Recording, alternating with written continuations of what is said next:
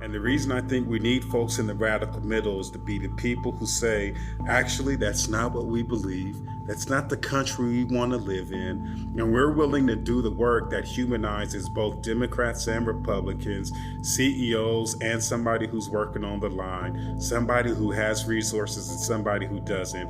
We're going to humanize them both, and we're going to find ways to widen the circle of human concern where both of them are humanized. But the notion that we're going to live in a zero-sum game and some people are expendable and others are not is something that just has to be off the table. And I think those committed to the radical middle, that's going to be our job over the next century.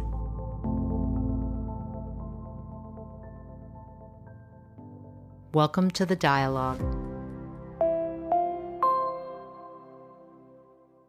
In this episode of the Dialogue podcast, ALF Silicon Valley CEO Suzanne St. John Crane sits down with author, activist, and faith leader Reverend Ben McBride for a conversation about his new book, Troubling the Water, The Urgent Work of Radical Belonging.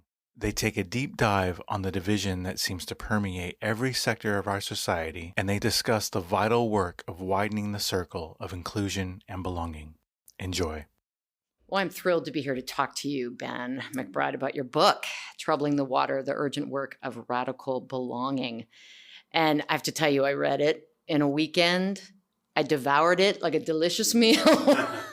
I did. It was just like, this feeds my soul, truly did. And your stories, your discoveries are so in line with the work we're discovering in our ALF fellows classes and our senior fellow dialogues, right? So, I mean, for me, just personally speaking, your book reminded me that ALF is part of this broader emergence, this broader movement that's happening.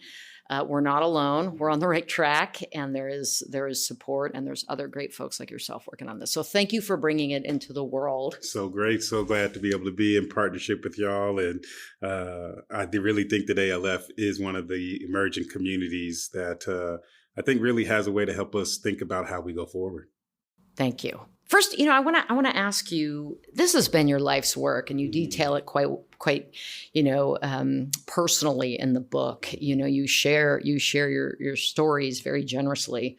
What inspired you to sit down and write this book now? Yeah, well, I think over the last several years, I, like many of us, were finding myself engaged in a lot of social change work, trying to find ways to alleviate some of the challenges that were happening to people. But I think I started really looking ahead towards the future, and I was and am really concerned about where we are in the state of our human experience with each other. I'm really concerned that we are losing our connection to each other. I remember a day when people had different points of view, and yet the difference did not mean that we could not actually relate to one another or actually do things together. I remember that time, and I remember what was possible during that time. And I think because challenges have gotten so big and the tribalism has, I think, even at times gotten bigger, it really made me feel like we needed to pause and really reflect on, is this really the only way that we can try to make the world better? Not that the things that we've been doing are bad, but just for me, it was a question, is this the only way? And more importantly, I was asking myself, is this the right way? So I wrote the book because not that I'm so much wanting to diminish the existing ways, but I really wanted to try to offer what I like to call a third way. Excellent.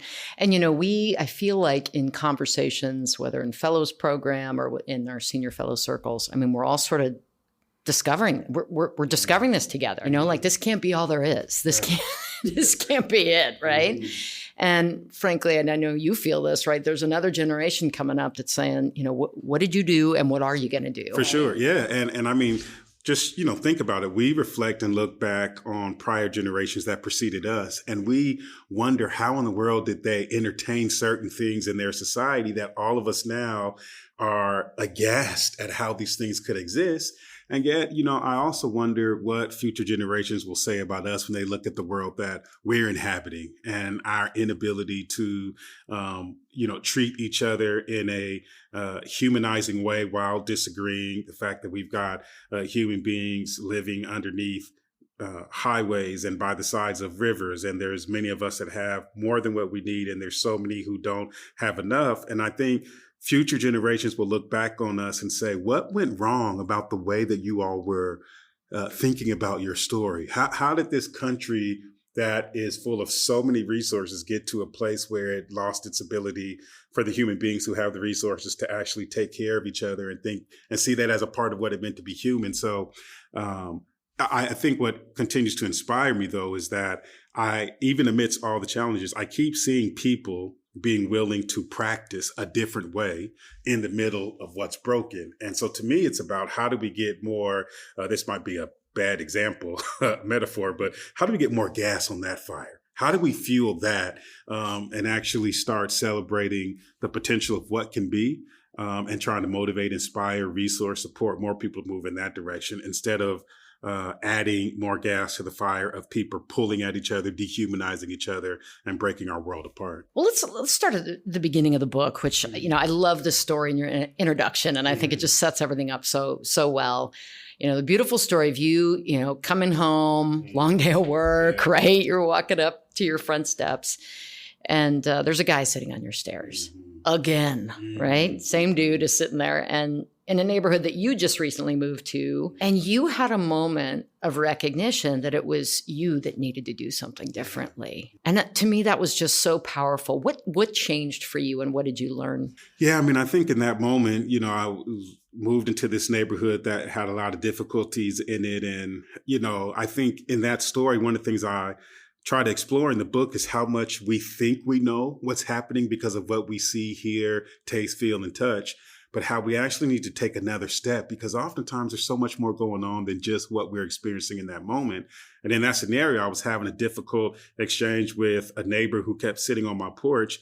And it wasn't until I actually took the time to listen and recognize that the house I was living in was the house he grew up in, and recognizing that he was sitting on those stairs because his mom passed away and he was just trying to find a way to reconnect with his mother.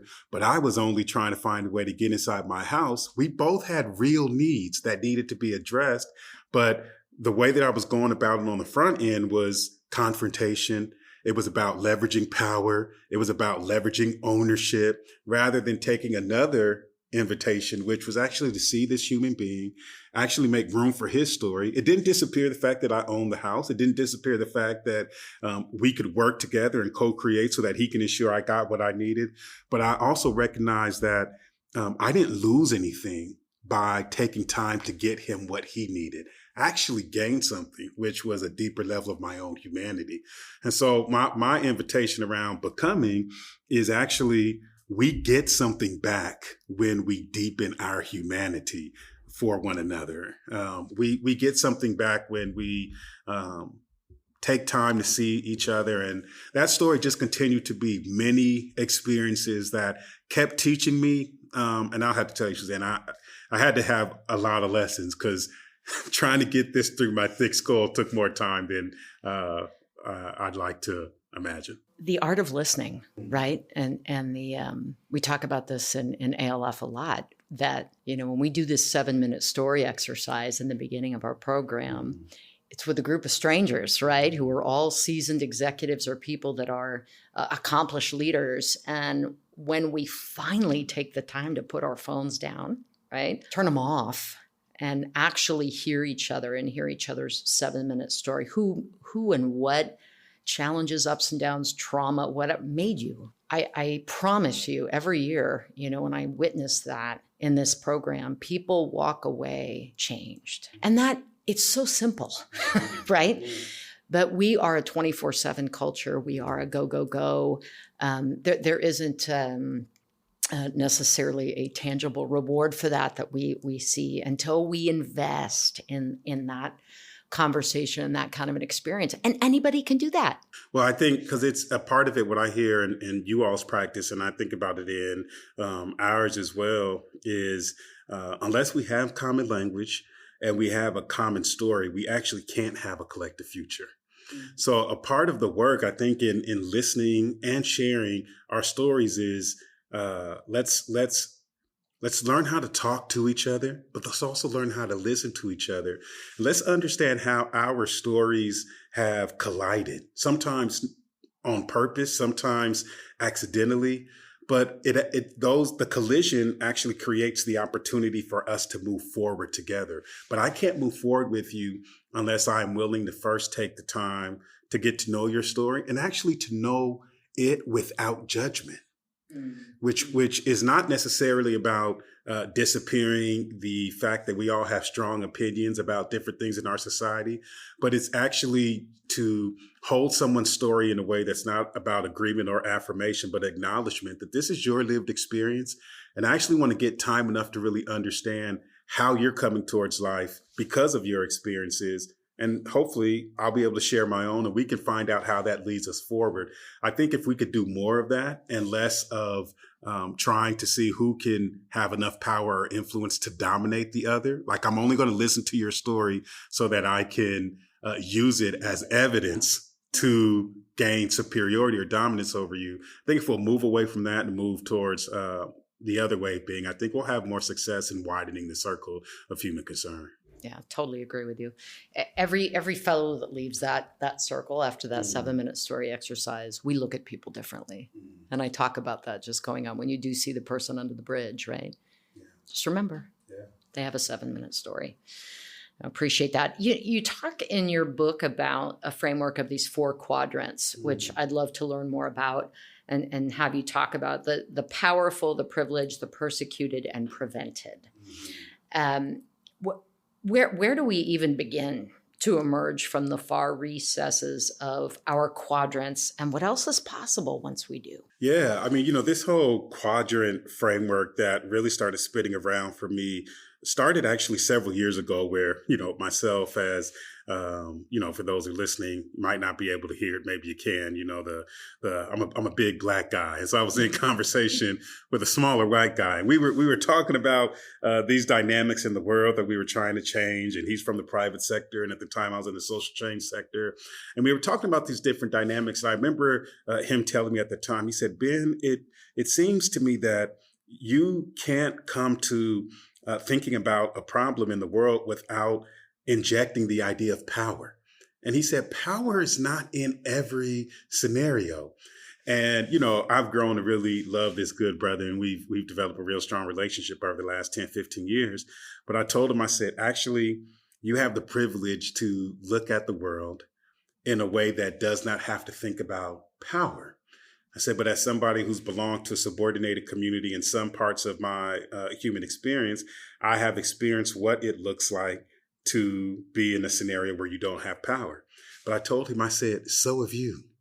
And really, when I think about the quadrant, the reason I've started holding it is because it's not a panacea, but I do think in most human interactions, the quadrant framework can be a helpful tool for us to at least analyze where does power live? When I think about the powerful in the quadrant, these are the people who normally set the conditions for how things go. Then you have the privileged. While they don't set the conditions, they benefit from the status quo. Then you have the persecuted, who sometimes get some access into, agency, making decisions. But other times they are restricted from the circle of human concern. And sometimes they know why, sometimes they don't. And then you have the prevented. And these are people who usually, for reasons that are just unique to themselves, they're restricted from agency, from power, from being able to really help to co-create belonging. And so the thing I like about the quadrant framework is that none of us are one thing. Right. When it comes to race, as a Black person, I'll likely in the story of America end up in the prevented quadrant because of the 400-year history of racism in the United States. But if we're going to talk about gender, I'm going to move from the prevented quadrant to the privileged quadrant because I'm going to benefit from, unfortunately, the presence of sexism and patriarchy. And then if you talk about the company that I started, well, I'm going to move into the powerful quadrant because as the founder, I set the conditions for how things go. I actually think it's a good thing, though, because the fact that I, in different parts of my life, am the powerful, the privileged, and the prevented, it means that I can have some empathy for everyone that lives in one of these quadrants at a given time.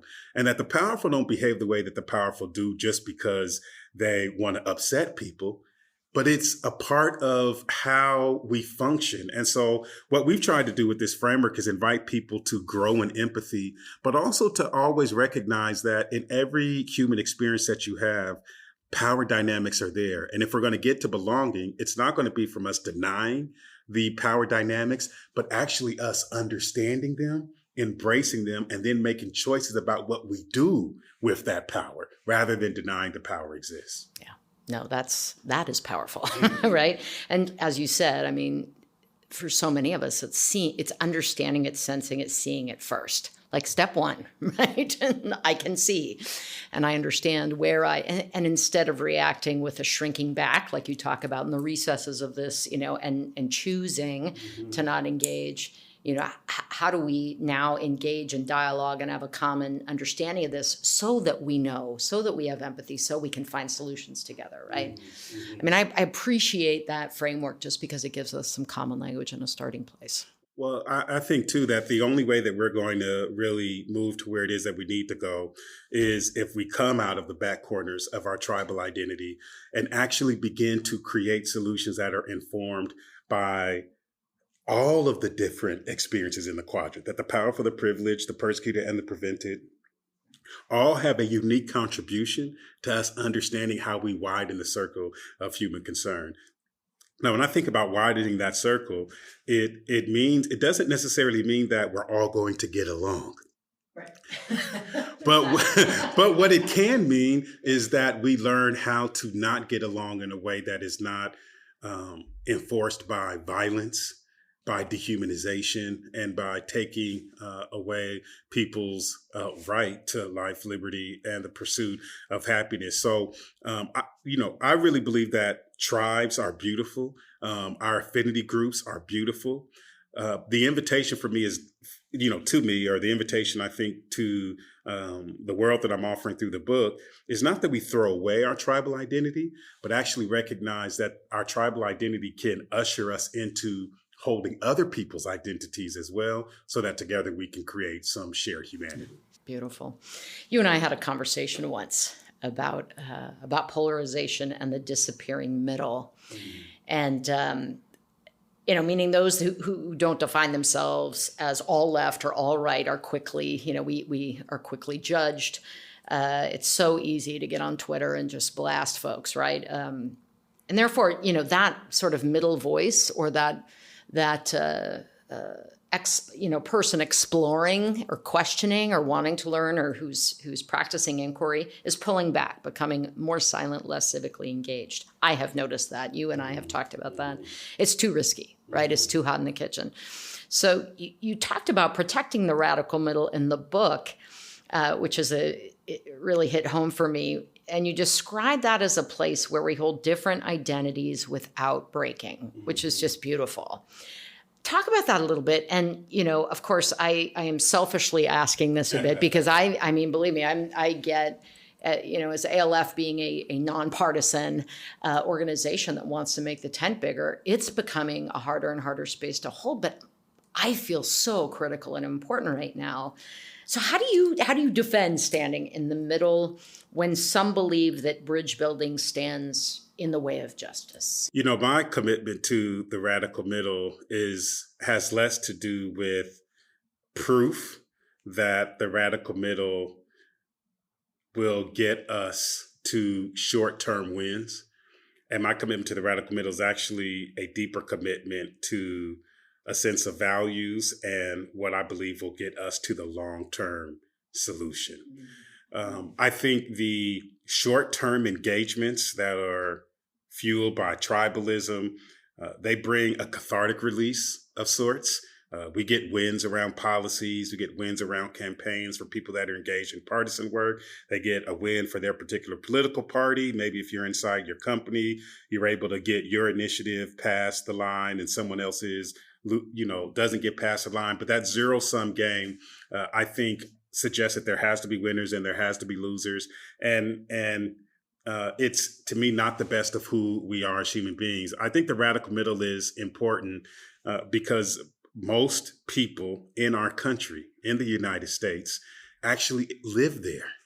I mean, this is what the data actually shows, that the loudest people in the room aren't always the people that are really holding the consciousness of the larger society. And so I think we need to have those who are actually willing to do the important and hard work of humanizing people who have different experiences and finding ways to bridge people together, not for the purpose of domination, colonialism, or just the implementation of my own ideological perspective, but I'm willing to hold the radical middle to contend for how we move forward together. And even if that means that our progress is slower, I'd rather go slower and go together than go fast and leave others behind. You know, the Lethal Mass Partisanship report said that 18%, I think they did this study back in 2016, 2017, no, it was 2019, that 18% of Republicans said they felt that the country would be better if the majority of the Democrats just died.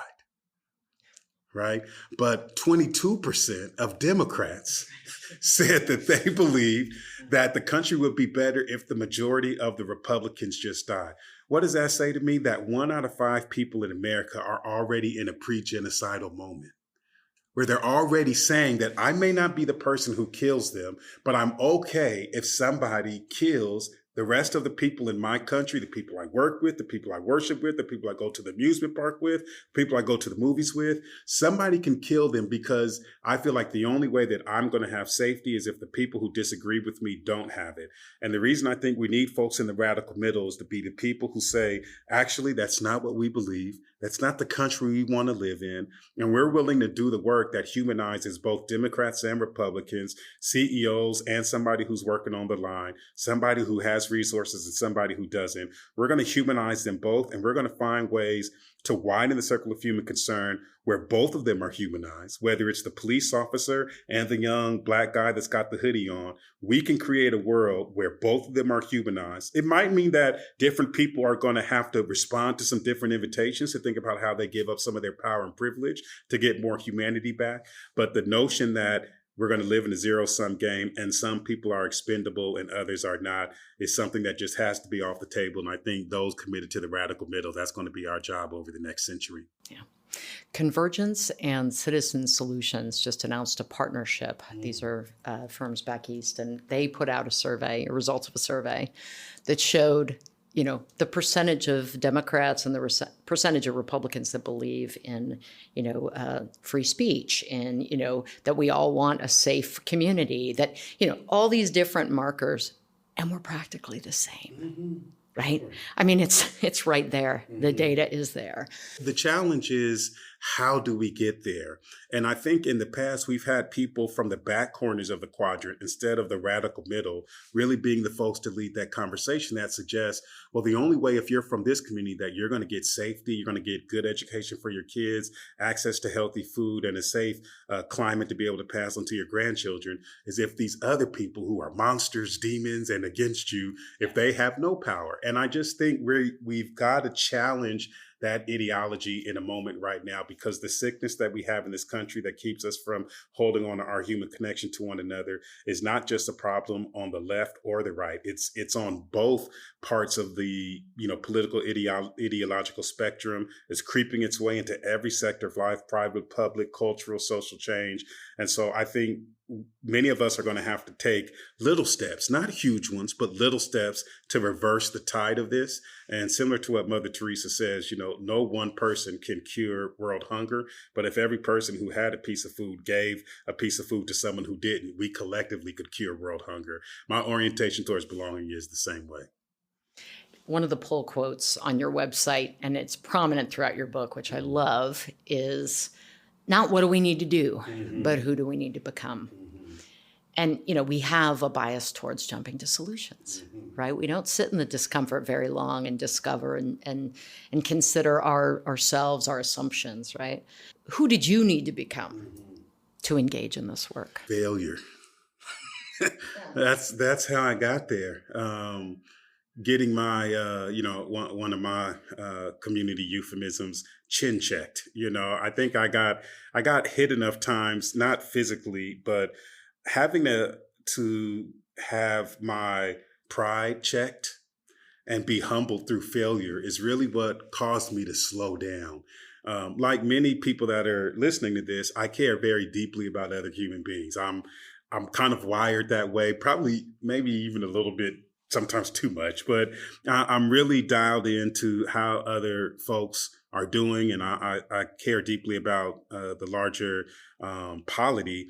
And yet, I found myself at times that learned behavior and existing stories, biases that I had was causing me to show up in ways where the impact was not my intent. I was finding times where, choices that I was making wasn't creating the kinds of solutions that I wanted to be on the back end. And I had to keep, engaging in that until over the course of time, one of the things that I started learning was that I actually needed to not enter spaces as a leader, but actually learn how to go into spaces as a learner and wait for an invitation to lead, if such an invitation would ever come. And that the more that I was willing to slow myself down and humble myself, I started realizing that my ability to spot a problem doesn't always equate to my ability to solve one. And that if I would be willing to slow down and figure out who I needed to be in that story. And sometimes it might be to bring a solution. Sometimes it would just be to be present. Sometimes it would be to follow. Sometimes it would be to lead. But what I found was that by slowing myself down, not only could I show up better in the problems around me, I actually could sustain it within myself. Because running around like a firefighter for every problem you see in the place that you work, in your family, in the place where you play, was untenable for me. And so, I think I had to really, and I'm still in this constant work of unlearning the, kind of hustle and flow energy that I think just comes from a hyper-capitalistic environment where time is commodified and all of that. I just really had to recognize slowing down, becoming, reflecting, really is a power source that I needed to tap into. And that the more that I could get connected into myself and work on myself, the more I would have to offer when it was time to offer. I think the other quick thing I just would say was I really had to let go of the messianic complex that I had, that, sometimes, some of us get it from religious orientation. Some of us get it from the big epic and, hero, shero tales that we have in our American zeitgeist. But I had to really realize that I was not showing up to my engagements with other human beings as a messiah or a hero, but actually I was just showing up as a human. And that the relationships that I would forge would invite me on how I should show up. And that I didn't have to be the star of every story. And that I actually didn't even have to be in every story. So for me, this has just been an ongoing journey of hopefully learning how to be in community with others in a way that leaves the world a better place. So well said. Speaking of, you have a chapter in here about radical self-care, which I very much appreciated because God knows this is hard work. And it's constant. It's constant learning. One thing I've been working on personally and just talking in professional circles about is this concept of justified anger. And that, we all have reasons, some more than others, to be pretty pissed off right now, right? To carry that anger, to feel betrayed, to feel fear for living in this country at this time. And, for those recovering from addiction and part of the 12-step tradition, it's holding on to justified anger is the kiss of death. I mean, that is actually talked about in Alcoholics Anonymous and other 12-step literature about it. Threatens your sobriety, right? And even for the rest of us, it can be spiritually and physically debilitating, right? So with all that you've seen and all that you hold, how do you deal with and let go of anger? I think there's been a lot of different steps that I've been taking over the last several years to hold that. Some of it for me has been to really practice joy as an actual spiritual practice, not religious, but spiritual in the sense that I recognize that one of the ways that I can honor myself and take good care of myself is to surround myself with things that bring me joy, surround myself with people that bring me joy, surround myself with experiences that bring me joy. That's one of the ways that I help to counterbalance this justifiable anger, or at least the the ways in which, the things that are happening in the world, the news cycle can continue to cause trauma and injury. I've also had to adjust practices that I've had around social media, around the news cycle, around ways that we participate with information. Because, I think in the advent of social media, one of the negatives of it has been that we live on a 24-hour news cycle. We have access to so much information and more information than our brains can process in a healthy way. And so when we're just being peppered with things that are breaking our hearts over and over that we have no capacity or proximity to change, I think it really can lead some of us to a place of deep overwhelm, burnout, that's just not sustainable. And so for me, I am as angry about the fact that injustice and dehumanization is present within our world. But I've had to make some new practices around joy. And I've also made a decision that instead of kicking at the darkness, I'm going to make the light brighter as a way to process and channel my anger. And so rather than spending so much time focusing on the things that make me angry, I channel that energy towards, well, how can I begin to engage with people, relationships that can actually help me move the thing that's making me angry towards a direction that actually makes me hopeful, makes me healed, makes me have joy. And I know at times there's some people that say, well, we've got to deal with the problems face on. I disagree with the notion that choosing joy, choosing self-care, choosing hope is an irresponsible way to process anger. I would invite people to really reassess the way that they have developed sometimes maybe an unhealthy relationship with anger and really ask themselves, is it getting you what you want? Is it getting us what we need? And if not, maybe there's another way that we can respond to that that still is faithful to what we should be upset about, but actually helps to build the world that we want. I love that line, being faithful to what we're upset about. Mm-hmm. It's there, mm-hmm. right? But how do we ensure that we've got the resilience and capacity to respond, right? Yeah, and to move through the world. And, along those lines, what responsibility do we have to tend to our wounds that aren't yet healed? That whole concept, that Sean Jenwright talks about in the 4 pivots, and that was so powerful to me that, I've heard the argument that that's victim shaming or victim blaming, but truly, what I come back to for my own spiritual practice is, we can keep eating the rat poison and waiting for the rat to die, but guess what? Right. You're right. It's us. We're getting eaten up. Well, and here's the deal. We've got a lot of things going on in our world that are making lots of us angry and frankly are making many of us afraid.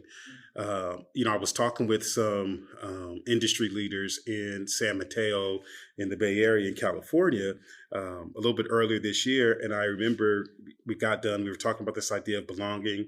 And a white sister came up to me and she said, Ben, I'm all the way with you. And yet I am terrified at the fact that the government is now saying that it's going to have control over my body and that I'm not going to have control over my own body.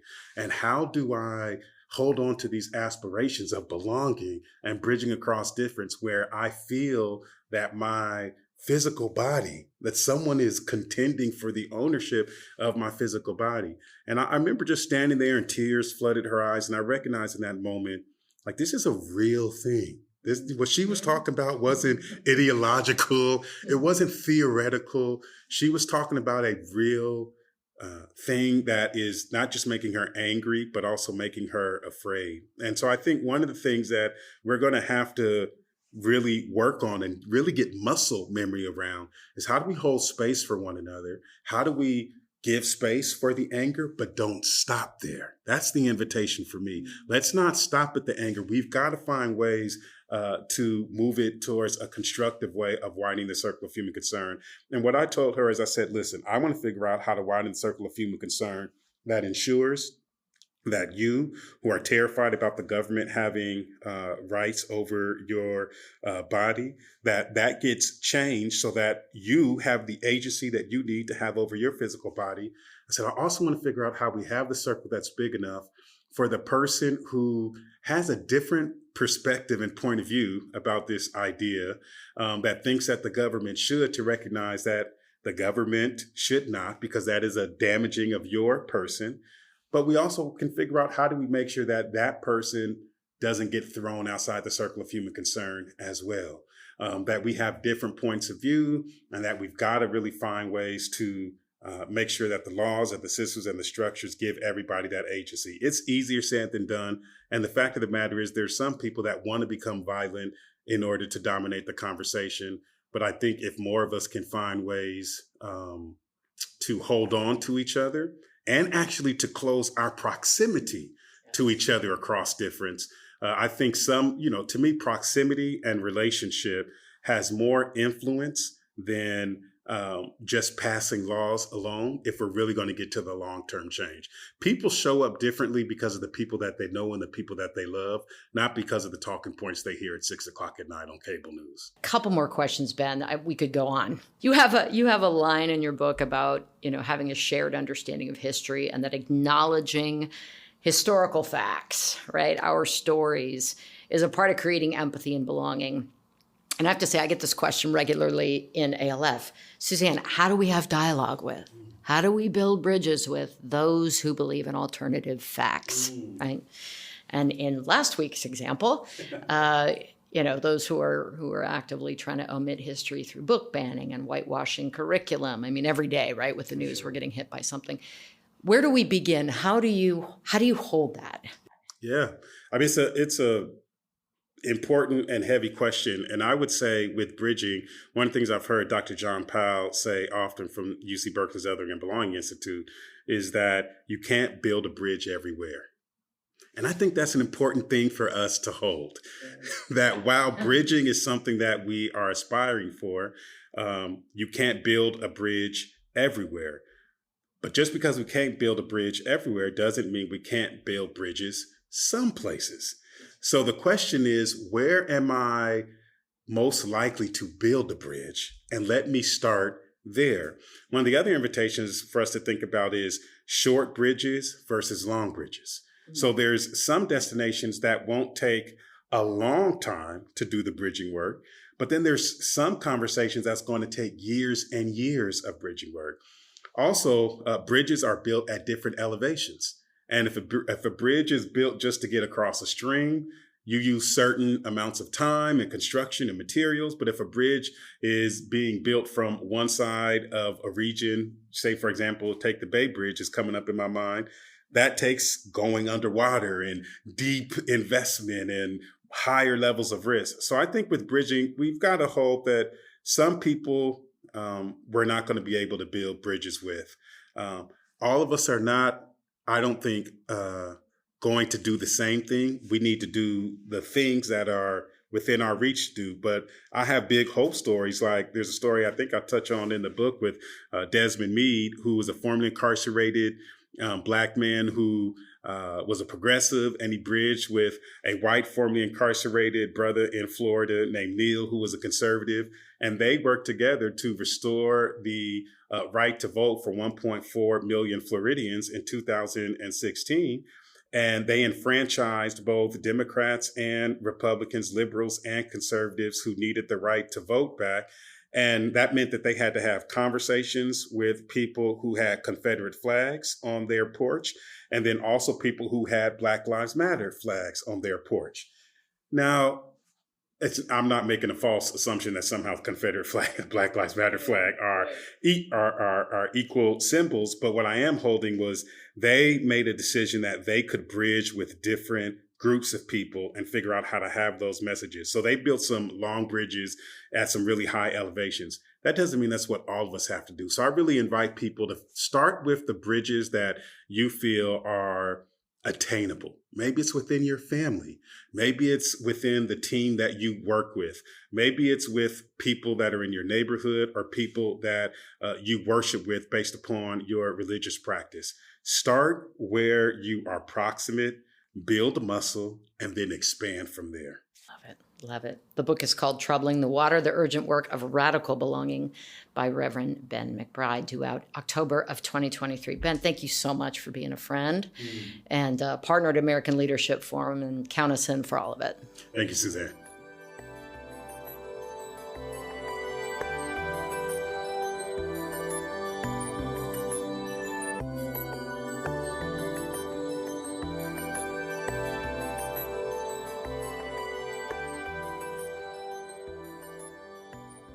ALF joins and strengthens diverse leaders, creating and supporting networks for good. We hope you enjoyed this podcast and encourage you to subscribe to The Dialogue on iTunes or SoundCloud. To learn more about ALF, visit us online at alfsv.org. This episode of the Dialogue Podcast is made possible by the ALF Silicon Valley Network, with a special thanks to our Leadership Circle members, Lisa Sonsini and Randy Pond, and our 2023 Exemplary Leadership Celebration sponsors, Becky Morgan, Silicon Valley Community Foundation, HP Inc., Sobrato Philanthropies, Silver Lake, Destination Home, Class 17, and Silicon Valley Business Journal. Thank you.